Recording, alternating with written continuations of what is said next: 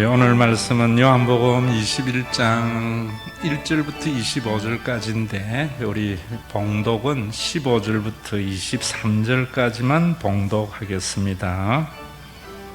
그들이 조반 먹은 후에 예수께서 시몬 베드로에게 이르시되 요한의 아들 시몬아 네가 이 사람들보다 나를 더 사랑하느냐 하시니 이르되 주님 그러하나이다. 내가 주님을 사랑하는 줄 주님께서 아시나이다.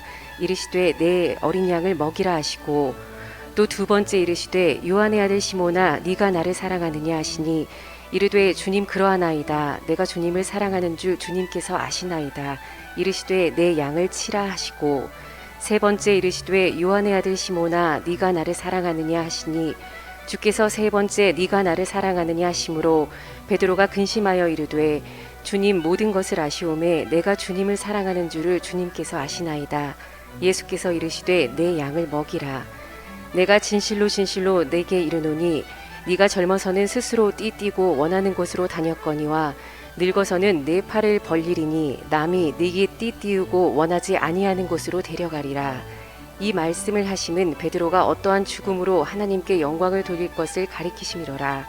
이 말씀을 하시고 베드로에게 이르시되 나를 따르라 하시니 베드로가 돌이켜 예수께서 사랑하시는 그 제자가 따르는 것을 보니 그는 만찬석에서 예수의 품에 의지하여 주님을 파는 자가 누구오니이까 묻던 자더라. 이에 베드로가 그를 보고 예수께 여짜오되 주님 이 사람은 어떻게 되겠사옵나이까? 예수께서 이르시되 내가 올 때까지 그를 머물게 하고자 할지라도 네게 무슨 상관이냐? 너는 나를 따르라 하시더라.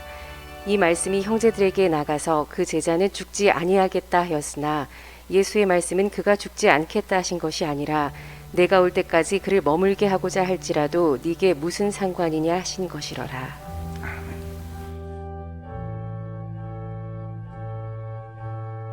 오늘 우리 변지사님 봉독하신 요한복음 21장은 제가 목사로서의 정체성을 가지게 하는 여러 말씀 중에 하나입니다.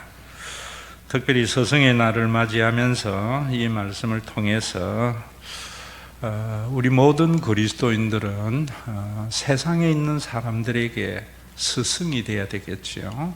그 말씀을 우리는 세상의 빛과 소금이다 이렇게 주님은 말씀하신 겁니다.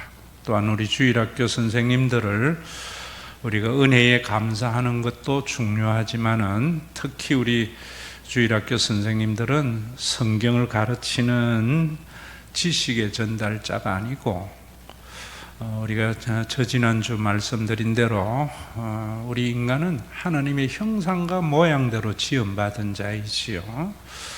그래서 그 모양과 형상을 회복하는 일을 하는 선생이 되어야 되고, 그것은 성경을 단순히 지식적으로 가르치는 것이 아니라 우리의 모습 속에 그들이 그런 참모습을 발견할 수 있도록 해야 되는 것이 아닌가 이런 생각을 합니다. 특히 오늘날 교회가 세상에 모범이 되지 못하는 것은 바로 이런 부분들에 대해서 잘못 생각하고 있기 때문이 아닌가 해서 이 말씀을 다시 묵상하려고 합니다. 오늘은 보면은 예수님이 십자가에 죽으시고 부활하신 것을 제자들이 한 2번 정도 목격했습니다. 마가의 다락방에 있을 때에 나타나기도 하셨고, 그런데 베드로가 뭐라고 하는가 하면은 나는 물고기 잡으러 갈란다 이 말에 6명의 제자들이 동조를 해서 다 바닷가에 가서 고기를 잡습니다. 이 말씀이 무슨 말씀인가? 우리 모두는, 또 제가 목사로 부르심을 받은 것은 예수님이 걸어가신 그 길을 따르기로 했지만은 언제나 우리 속에 유혹이 하나 있지요. 뭐냐면 베드로에게 또 다른 제자들에게도 나는 물고기 잡으러 갈란다 하는 마음이지요. 이게 어떤 마음인가? 목사로서의 마음은 이런 마음이라 생각해요.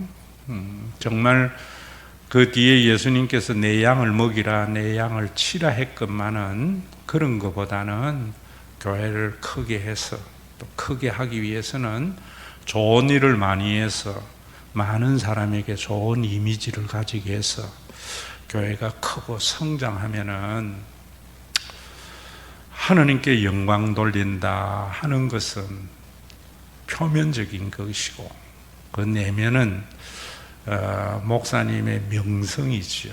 좋은 명성. 그래서 사람들에게 환호와 박수의 갈채를 받는 것, 그것이 목사에게는 물고기 잡으러 가는 것이다 라고 생각을 하는 것이고, 또 여러분들은, 우리는 각자 하나님에게 부름받은 소명의 일이 있는데 그 소명에 충실하기보다는 그 일을 통해서 돈을 많이 벌고 성공해서 내 일은 나타내서 하나님께 영광 돌리려고 하는 것은 물고기 잡으러 가려고 하는 베드로의 마음과 그 일에 동참하는 7명의 모습이 아닌가 이럽니다. 참 쉽게 무너졌습니다. 거기에 보면은 베드로도 있고 나다나엘도 있고 또 도마도 있고 또 그 다음에 요한의 형제, 두 형제도 있고 이름을 밝히지 않은 6명, 2명의 제자들도 더 있었습니다. 나는 물고기 잡으러 갈란다 하니까 우리도 함께 가겠다 이랬습니다. 그래서 그들은 그들의 안식처인 갈릴리 바다로 갔습니다. 아마 저녁에 배로 탔을 때에 정말 살만 나는 것 같았을 겁니다. 갈릴리 한켠에서 불어오는 시원한 바닷바람, 그리고 배를 탔을 때 맞는 비릿한 냄새는 고향의 냄새고 내가 있어야 할 자리가 이곳이 아닌가 하는 그런 느낌을 가졌습니다. 신이 나서 밤새도록 거물질을 했는데 새벽에 아무것도 잡은 것이 없다 이렇게 말합니다. 종종 성공한 목사님, 종종 성공한 인생을 산 분들의 임종을 또 마지막을 이렇게 대하는 것이 목사입니다. 요즘은 전부 다 중환자실에서 홀로 생을 마감하는데, 예전에는 저도 제일 처음에 삐삐가 날 때에 외사촌동 가면은 연세 드신 어머니 이제 마지막 임종을 목사님이 하라고 어디 가 있으면 급히 부르려고 삐삐를 사서 나에게 족쇄를 채웠던 기억이 있습니다. 그래서 그런 죽음을 참 많이 보는데, 참 그렇게 여한이 없는 성공을 이룬 분들이 내가 여한이 없다 이러는 것보다는 내가 무엇을 위해서 살았노 하고 생을 마감하는 사람들이 참 많이 있더라고요. 아직까지 인생의 졸업을 멀리 두고 있는 분들이나 가까이 있는 분들이나 우리가 이 생각을 좀 하는 시간이 되었으면 합니다. 우리가 정말 왜 우리가 이 길을 걸어가야 되는가 하는 것을 생각하지 않고 달려가다가 마지막 순간에 갔을 때에 내가 뭐 했나? 남들은 성공했다고, 남들은 큰일을 했다고 하지만은 손에 잡히는 것 없는 것이 예수님 없는 인생이 아닌가 이런 생각합니다. 그런 허무한 새벽에 예수님이 그들에게 찾아오셨습니다. 바닷가에 서 계셨는데 예수인 줄 아무도 몰랐다 이럽니다. 어쩌면 지금도 우리가 삶이 너무나 바쁘기 때문에 우리 곁에 예수님이 계신데도 의식조차 안 하고 사는 것이 우리의 인생들이 아닌가 이런 생각합니다. 그 예수님께서 뭐라고 말씀하시는가 하면 이럽니다. 얘들아, 너희에게 고기가 있느냐? 네가 이루려고 하는 것들을 이루었는데, 했는데 네가 남은 게 뭐 있느냐? 이런 말이시요. 그러면서 주님이 그물을 배 오른편에 던져라, 그리하면은 잡으리라 라고 말씀을 합니다. 예수님의 말씀대로 그들이 배 오른편에 그물을 던졌는데 그물을 들 수 없을 만큼 많은 고기가 잡혔다. 153마리가 잡혔다. 이렇게 말을 합니다. 이 사건을 목격하였던 베드로, 또 요한, 이름은 요한이라 안 했지만 여기에는 사랑하는 제자 이러는데, 언제나 요한은 자기를 예수님이 사랑하는 제자라고 말하고 있습니다. 주님이시라 이랬습니다. 여러분, 예수님을 사랑하는 자만이 내 곁에 있는 예수님을 알 수가 있어요. 성질 급한 베드로가 벗고 있다가 겉옷을 입고 바다로 뛰어들었다. 아마 뛰어가서 누구보다도 예수님을 먼저 만나려고 그랬던 것 같습니다. 옆에 있는 작은 배를 탄 제자들에게 손짓해서 그 배에 오게 해서 자기들이 잡은 고기를 가지고 육지로 걸어 올렸습니다. 이미 육지에는 예수님이 준비한 떡과 생선이 있었지만은 예수님은 제자들에게 네가 잡은 고기를 좀 가져오라 라고 말씀을 하십니다. 우리가 모든 것 주님이 다 하시지만은 주님은 우리를 부끄럽지 아니하도록 네가 이런 것 좀 해봐라, 또 헌금도 좀 해봐라, 이렇게 말씀하시는 거예요. 그걸 통해서 하나님이 하시는 것이 아니고 언제나 우리를 부끄럽지 않도록 주님은 우리를 배려하는 것이다. 저는 그런 생각을 합니다. 그러면서 와서 조반을 먹어라. 밤새 지친 그들에게 육신의 힘을 풀어넣는 주님이십니다. 이 사건이 그런 주님을 향하여 그들은 주님이신 줄 알면서도 또 알고 있기 때문에 당신이 누구냐고 묻는 사람이 아무도 없었다, 이렇게 말합니다. 이것이 예수님이 제자들에게 세 번째 나타나신 것이다, 이런 말입니다.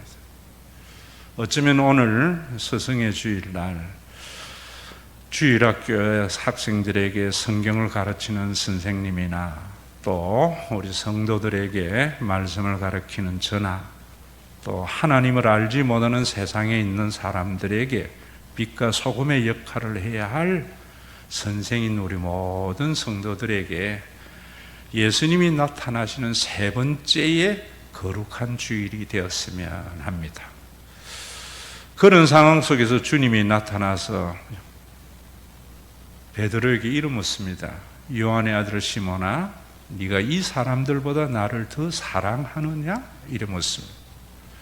여기에 이 사람들이라는 말은 우리나라 말에는 지시대명사로 말하고 있지만은 영어 성경이나 원문에는 인칭대명사로 말하고 있지만 지시대명사입니다. 그리고 예수님이 네가 나를 사랑하느냐 묻는 것은 아카페 하느냐 묻는 겁니다. 말씀을 연관해서 말씀드린다면 이런 말입니다. 언제나 예수님 우리는 조건을 가지고 사랑하는 것이지요.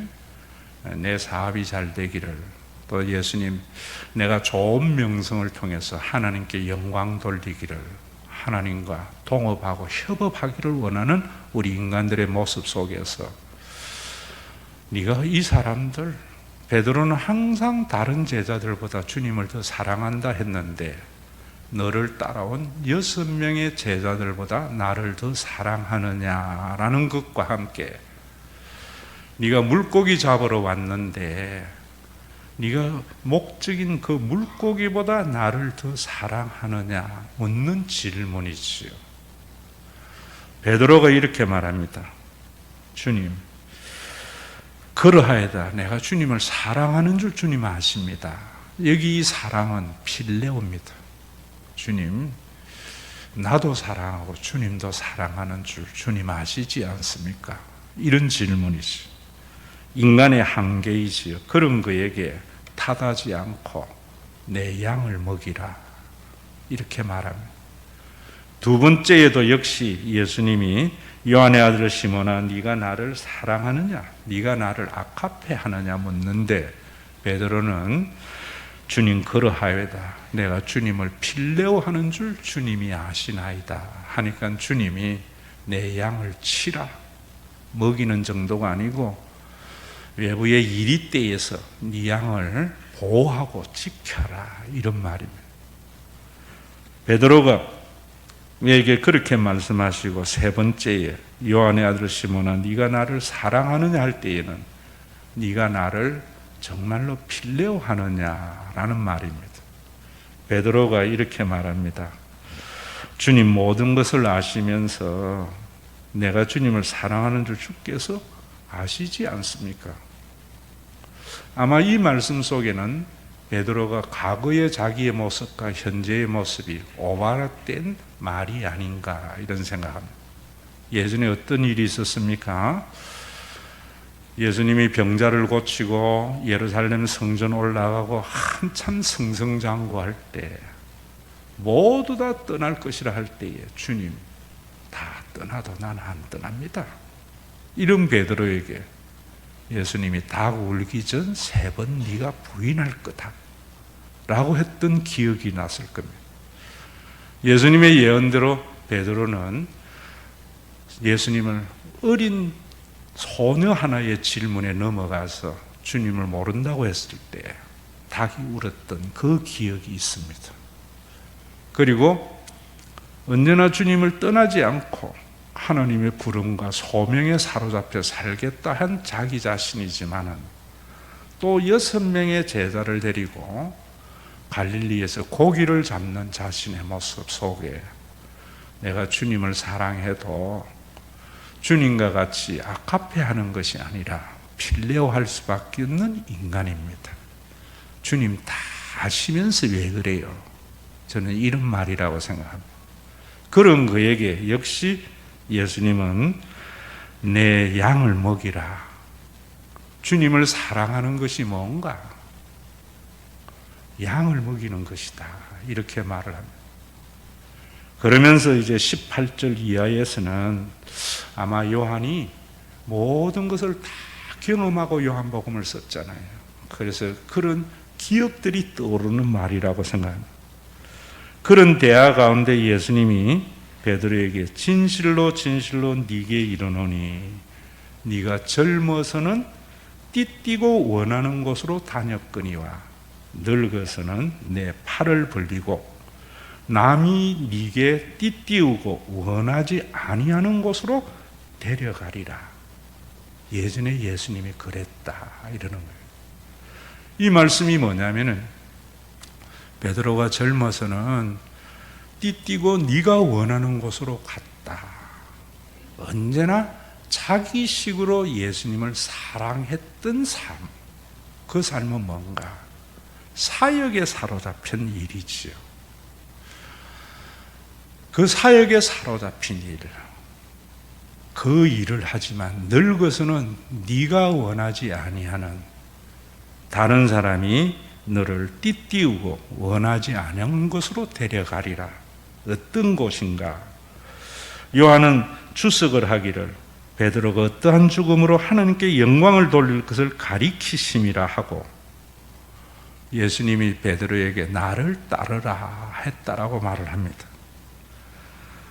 여러분, 이 말씀은 우리가 이미 잘 알다시피 베드로는 젊어서 정말 많은 사역을 감당했지만은 맨 마지막에 그는 순교의 현장에서 예수님은 십자가에 매어 달렸지만은 나는 예수님과 같이 십자가에 매달려도 그냥 매달릴 수 없다 해서 거꾸로 십자가에 매달려 죽임을 당한 베드로의 삶을 요한은 우리에게 말씀해 주는 것이 아닌가, 이런 생각을 합니다. 오늘도 여러분, 우리가 살아가면서 그런 부분들이 참 많습니다. 항상 무엇을 하더라도 목사로서 참 좋은 일 많이 해서 교인들의 공감을 얻고 세상에 있는 사람들에게 하나님의 좋은 이미지를 심어주어서 큰 일을 하려고 하는 것들, 젊어서 띠띠우고 내가 원하는 것으로 가는 것이지요. 여러분, 그런 삶 속에서 예수님이 원하는 내 어린 양을 먹이라는 것은 뭔가? 순교자의 삶이지요. 우리가 이 세상에 보여주는 것은 좋은 일, 좋은 이미지, 하나님께 영광 돌리는 것이 아니고 이 세상의 순교자의 삶이다. 저는 그래 생각합니다. 젊어서는 잘 안 보이는 사역입니다. 순교자의 삶이 뭔가? 우리가 이 세상의 순교자가 되지 못하기 때문에 교회가 그 어떤 종교보다도 좋은 일 많이 합니다. 여러분 실제로 천주교나 불교 이런 데서 뭐 큰일 많이 하는 것 같지만은 천주교도 다 힘 모아서 하니까 크게 보이지요. 작은 교회들 하는 일들까지 다 합친다면은 전혀 상대가 되지 않을 만큼 교회가 많은 일을 하지만은 왜 세상에 있는 사람들이 기독교를 그들의 말로 빌리면 오늘날 개독교를 하는가? 좋은 일이 없어서 그런가? 아닙니다. 순교하지 아니하기 때문에, 우리식으로 좋은 일을 하기 때문에, 완전히 죽지 아니하고는 보이지 않는 세계다. 저는 그런 생각을 합니다. 이런 중요한 말씀을 하는데도 베드로의 관심은 어디에 있었는가? 이렇게 말합니다.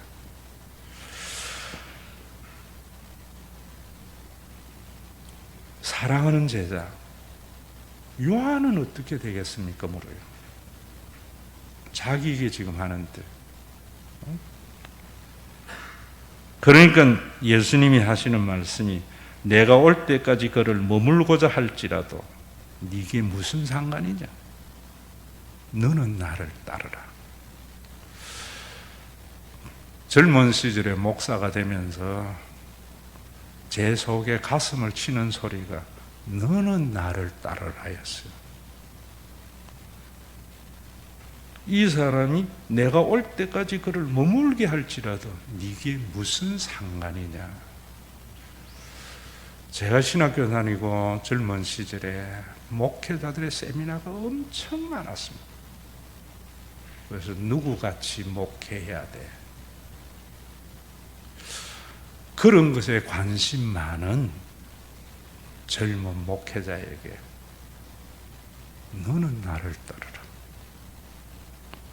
오늘도 여러분 참 교회가 보면은 하나님은 우리에게 각자의 부르심이 있는데 모두 다 누구같이 그래요. 그건 자본주의거든요. 그건 산업화 시대거든요. 산업화는 성공하려면 표준화가 돼야 돼요. 볼트 하나도 표준화가 되지 않으면 쓸모없는 게 산업화잖아요. 오늘날 우리 한국 교회가 너무 표준화로 가고 있어요. 제자를 삼는 것도 마찬가지고. 그래서 힘이 드는 거죠. 뭔가는 이루는데도 그런 세상 속에 빛이 되지 못하고 소금이 되지 못하는 것은 획일화, 표준화다. 저는 그래 생각합니다. 저는 우리 주일 학생들에게 절대로 누구같이 되어라는 것, 표준화가 아니고 하나님은 부르심에 각자가 있다. 그래서 오늘도 부를 때에, 여러분 마치고 부를 때에 내 모습 이대로 주 받으시옵소서. 저는 가끔 이 찬송을 부르는데 참 자유함이 있어요. 교인들은 이런 목사 되기를 바라고 이런 교회 되기를 바라는데 참 그 부담이 크지요. 세상은 이런 걸 요구하는데 주님은 내 모습 이대로 받으시는 그 주님이 내가 따르는 예수님이라 생각할 때 많은 위로가 됩니다. 여러분들에게도 그런 주일이 되었으면 하고 또 여러분들의 자녀에게도 누구같이 되는 것이 아니라 하나님이 지으신 원래의 형상을 회복시켜주는 그런 귀한 스승이자 부모가 되는 그런 주일이 되어야 되지 아니할까, 이런 생각도 해봅니다. 말씀이 형제들에게 나가서 거기에 보면 내가 올 때까지 거기에 머물고자 할 때는 네가 무슨 너는 나를 따르라 하는데도 제자들은 오해합니다. 어떤 오해? 요한은 안 죽는 말씀을 하시는 거구나. 베드로는 순교하는 말씀인데 이렇게 말하는 그에게 예수님은 죽지 않겠다 하신 것이 아니다. 내가 올 때까지 그를 머물게 하고자 할지라도 네게 무슨 상관이냐 이런 말입니다. 십자가에 거꾸로 매달려 순교하는 베드로도 있는가 하면은 살아는 순교자인 요한의 삶도 있다 이런 말입니다. 저는 이스라엘 성지 순례를 가려고 할 때마다 교회를 옮겼습니다. 신영강 교회에 있을 때 계약금 줬는데 대학교에 오라 해서 못 가고, 또 대학교회에서 그해 겨울에 2월, 보통 성지순례 2월에 갑니다. 날씨 때문에 2월에 가려고 했는데 12월 25일 날 개척을 했습니다. 그래서 아들 며느리가 대한항공이 있으니까 해갑되면은 전 세계 어디에도 가는 비행기 티켓 주는데, 제가 해갑될 때에는 이코노미석이었는데 안 썼더니만 재작년부터 비즈니스석으로 올라갔다 해서 아들에게, 야, 텔아비브 갈 때에 아빠에게 이야기해라. 가서 네가 가이드 하면서 이스라엘 한번 보자 했더니만, 아빠 도무지 자기에게는 텔아비브가 걸리지 않습니다 이러던데, 설립자가 대학 교수들과 함께 한 30명 바울 선교 여행을 쭉 보름 동안 보내주면서 터키 지역을 갔을 때 밤모섬에 갔습니다. 그 밤모섬은 지금은 그리스 영토지만은 지역적으로는 터키가 가깝습니다. 그래서 입국 절차가 있어야 가는 곳인데 가서 정말 죽을 고생했어요. 왜 했는가? 그곳은 돌산입니다. 그래서 물이 귀해요. 그래서 거기서 식당에서 물 주는 거 잘못 먹고는 배탈이 나가 밤새 그리스 아테네에 가는 비행기에서 배에서 한숨 못 자고 고통받았던 그 기억이 있는 밤모섬인데, 요한의 삶이 죽은 순교자보다 더한 고통의 삶이 아니었을까, 이런 생각을 했었습니다. 그는 그곳에서 가보면은 채석장에서 일을 하면서 또 가장 혹독한 박해가 10대 박해가 준 맨 끝머리에 도미티안 황제의 박해였거든요.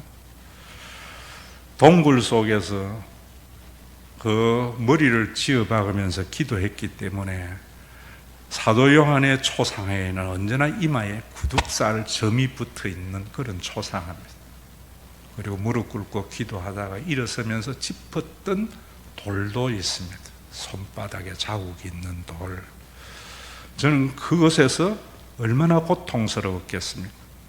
낮에는 채석장에서 그 뜨거운 태양볕, 비가 별로 없는 지중해입니다.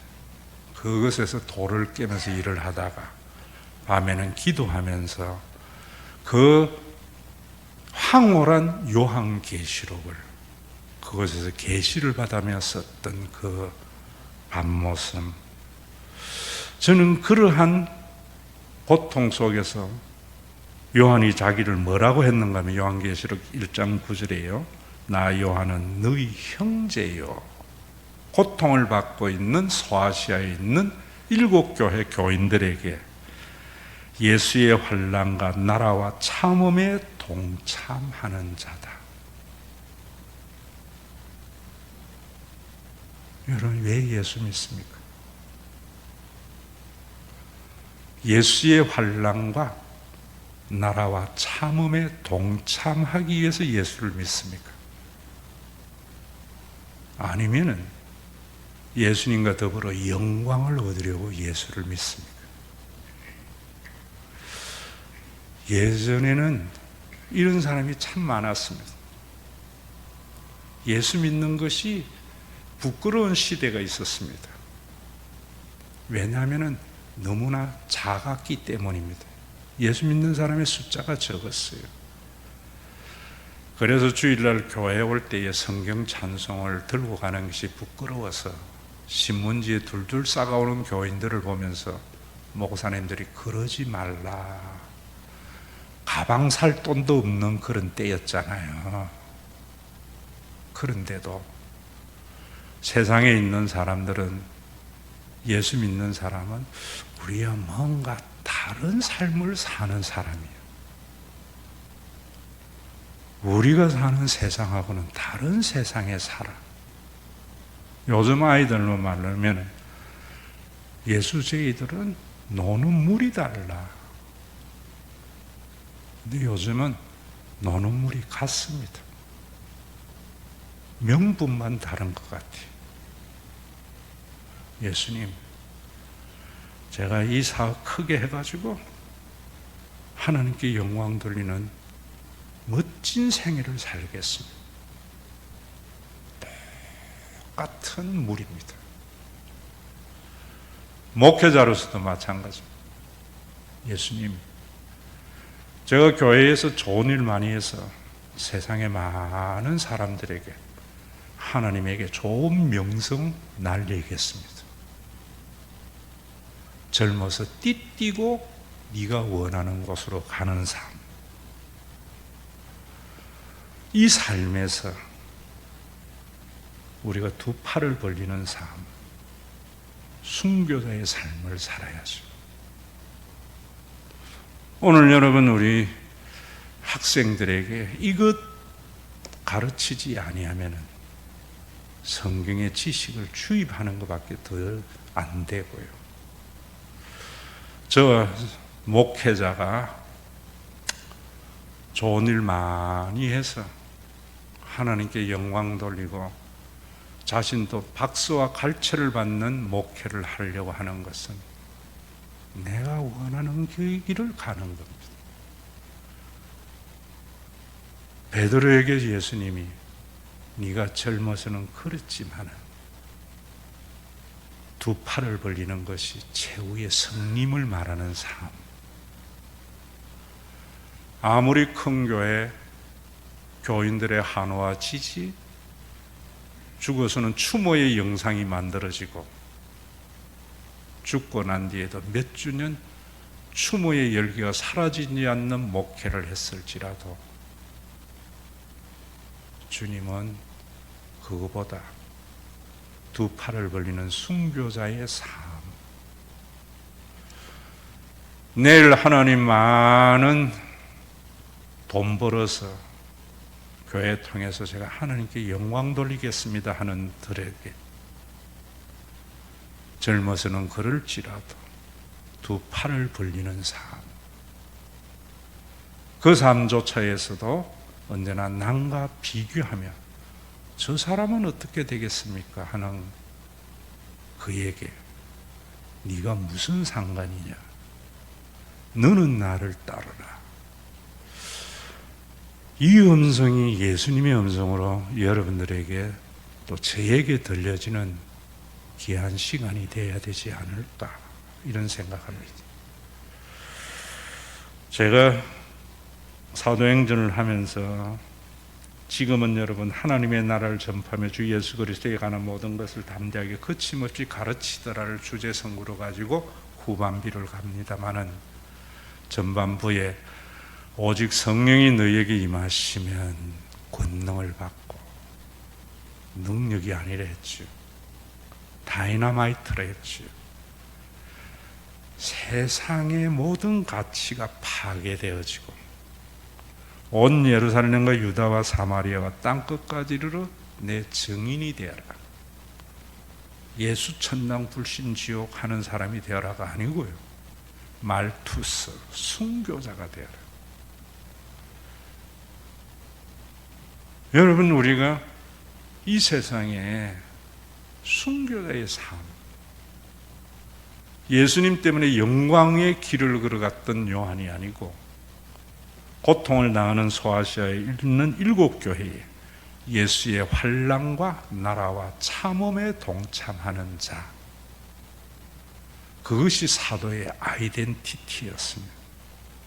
그것이 목사의 아이덴티티가 되어야 되고 저와 여러분들의 아이덴티티가 되어야 되겠죠. 요한복음 강의하면서 제가 그랬잖아요. 요한복음에서 영광이라는 것은 독사라는 원어는 좋은 명성이라는 말이 아니다. 그거는 일반 사는 사람들이 쓰는 말이다. 좋은 명성, 좋은 일 많이 해서 많은 사람들에게 칭찬을 받아서 하나님께 영광 돌리는 것이 하나님께 영광이 아닙니다. 신학이 너무 부재해요. 세속의 언어로 성경의 언어를 사전 찾아서 보기 때문입니다. 요한복음의 영광은 하나님의 본질입니다. 하나님의 본질은 자기가 죽어지고 없어지는 때에 하나가 되는 놀라운 하나님의 광채입니다. 십자가에서 보여주었던 모두와 수치와 멸시와 걸림돌이를 했던 그 십자가 속에서 거듭난 자만이 바라볼 수 있는 하나님의 본질. 그래서 십자가에서 하나님의 본질이 드러납니다. 이랬거든요. 오늘 우리 한국교회가 좋은 일을 통해서 하나님께 영광 돌리는 것이 아니고 시대 정신에 세속의 풍솔에 순교자가 되는 삶을 통해서 하나님의 본질을 드러내는 그런 주일이 되어야 되지 않을까. 그러면서 한 주간 하나님 이 시대의 순교가 뭡니까? 베드로와 같이 십자가에 거꾸로 매달아 죽는 겁니까? 사도 요한같이 복음을 전하다가 유배당하여 채석장에 돌을 깨면서 밤새 기도하는 순교입니까? 일부러라도 그런 순교가 일어나지 않는 세상에 사는 저와 여러분들이죠. 제 속에 들었던 두 가지 생각이 있었습니다. 하나는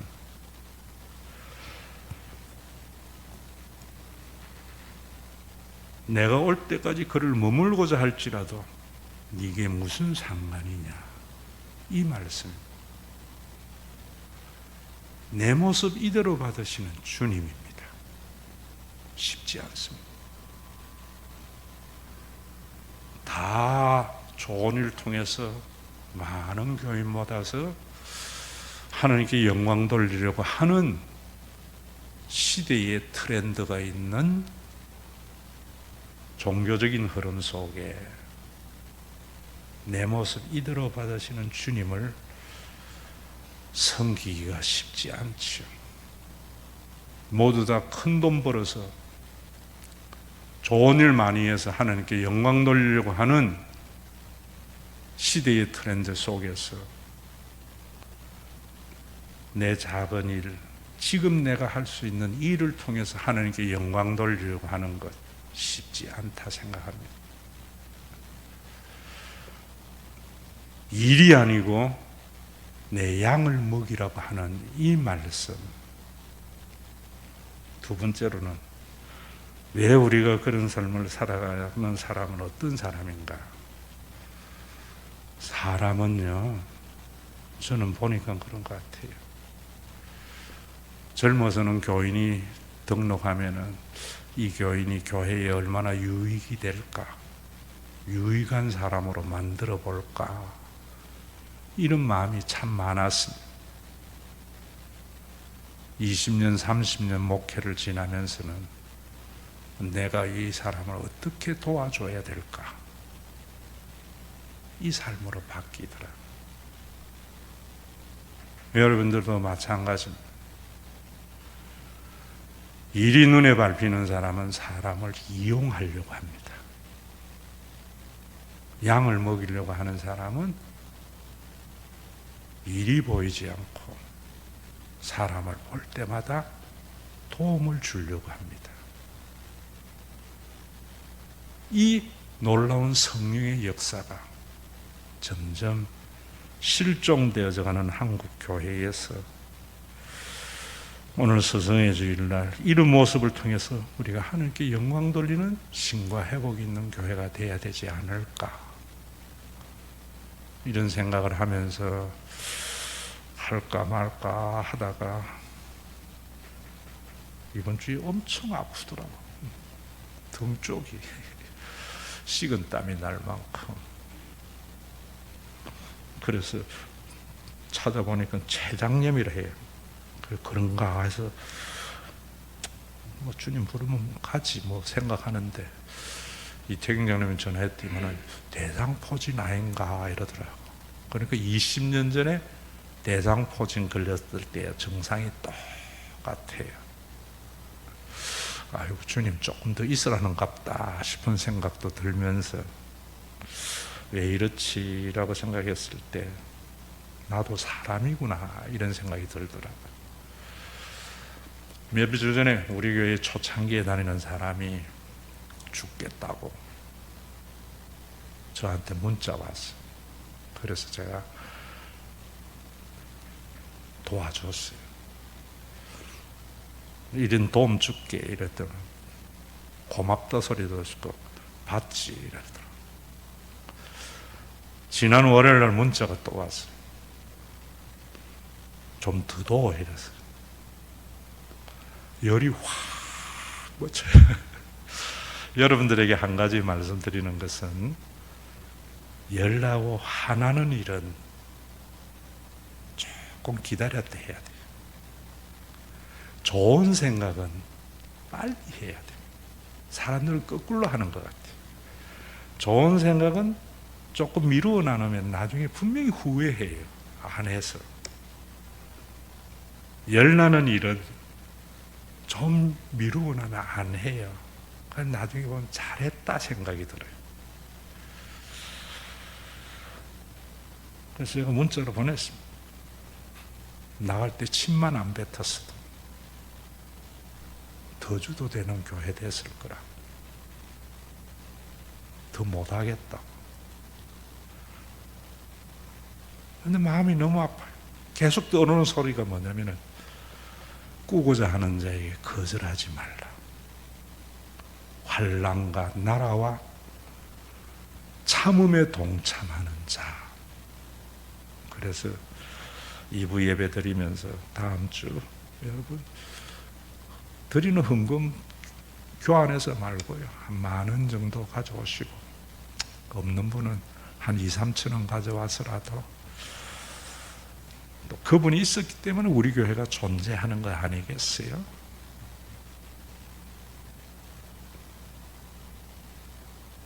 그렇게 생각합니다. 여러분, 순교는 내 모습 이대로 받는 거예요. 좋은 일 통해서 많은 영광, 자기 명성 드러내는 그런 사람도 필요할 거고요. 그냥 내 양을 먹이라 라는 음성을 듣고 일보다는 사람의 형편을 헤아려주는 목회도 있어야 될 거고요. 우리나라가 공부 잘하는 사람이 의대 법대만 가서 되겠어요? 예수 믿는 사람들 속에는 아이의 형편을 따라서 하나님의 부름에 소명을 받는 이런 교인도 좀 많아져야 되겠고, 그런 사람이 살려면은요, 주님 안에서 이같이 변해야 됩니다. 사람 볼 때마다 어떻게 이용해 먹을까? 어떻게 나에게 유익이 될까? 그러면 CEO지. 하나님이 저 사람이 왜 나 만나겠는가? 나를 통해서 어떻게 도움을 주라고 했는가? 그리스도의 형상이 있는 사람을 만들어가는 신과 회복 있는 교회가 되어져서, 시대에는 좀 부끄러운 모습일지라도 주님 앞에 큰 자라 일컬음 받는 우리 신과 회복 있는 교회 교인들이 되었으면 합니다.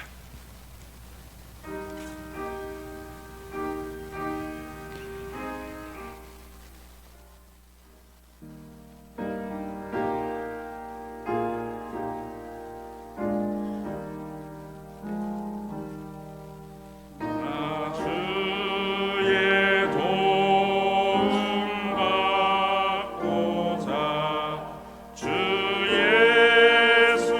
예수님께 빕니다. 그 구원 허락하시사 날 받아주소서.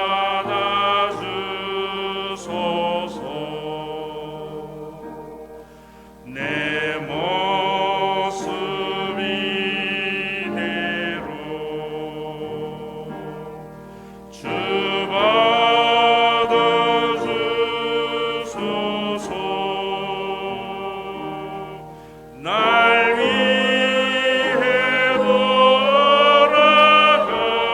돌아가신 주 날 받아주소서.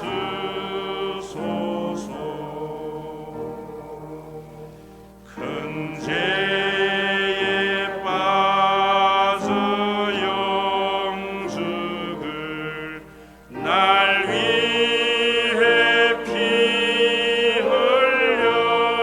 흘렸으니 주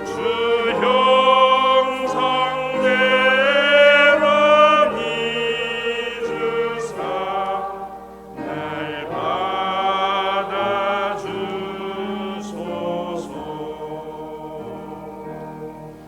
내 모습 이대로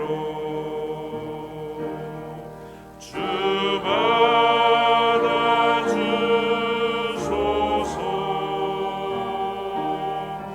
날 위해 돌아가신 주 날 받아주소서.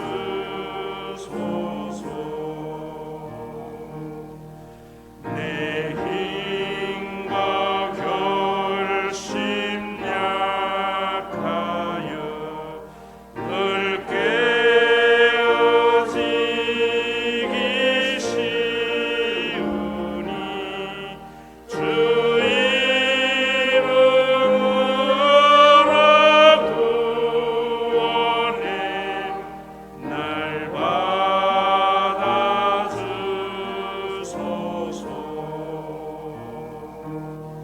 내 모습 이대로 주 받아주소서.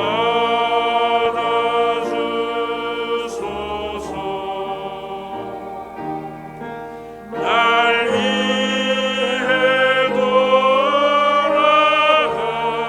돌아가신 주 날 받아주소서.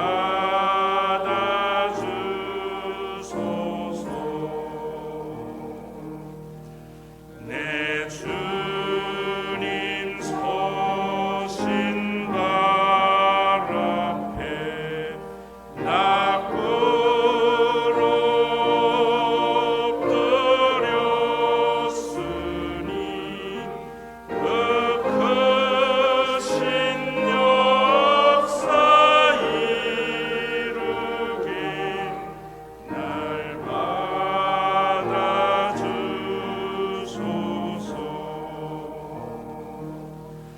내 모습 이대로 주 받아주소서.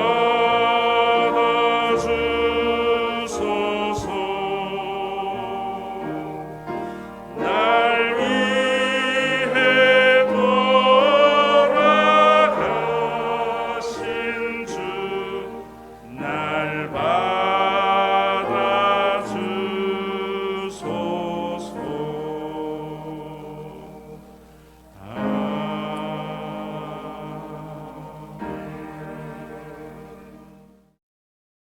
우리 주 예수 그리스도의 은혜와 아버지 하나님의 사랑하심과 성령님의 감동하심이 스승의 주일을 맞이하여서 내 모습 이대로 주 받아주기를 원하는 신앙을 가지고 있는 믿음의 권속들과 이들이 모여 있어서 교인을 이용하는 것이 아니라 교인을 섬기고 도와주고 먹이려고 하는 신과 회복 있는 교회 위에 온전한 하나님의 나라를 가져오시는 주님이 다시 오시는 그날까지 함께 있을지어다.